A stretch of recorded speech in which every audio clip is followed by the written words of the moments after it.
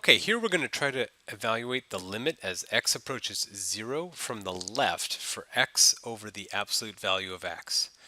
So first of all, let's recall what absolute value of x actually means. The absolute value of x is equal to two different things.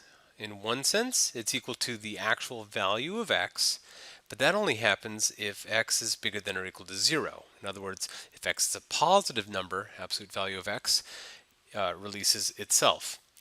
On the other hand, if x happens to be negative, then the absolute value of x is the opposite of x, because, for example, if you tried to take the absolute value of -1, that would yield the opposite of -1.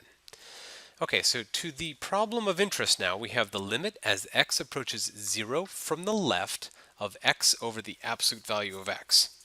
So if we think about what happens near 0, but a little bit to the left, in this area, we're talking about negative numbers, right? If you just think of a quick little number line, and I put a 0 on here, then the numbers that are just a little bit to the left of 0 over here, they're going to be negative.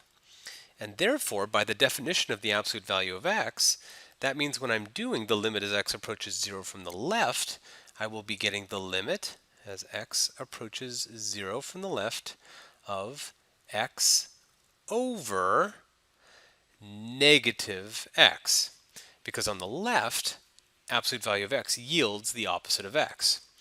Notice this is the same as the limit as x approaches 0 from the left of the number -1, and now we can just evaluate the problem. If we stick in a number that's close to 0 into the function that always yields -1, we just simply get the answer of -1.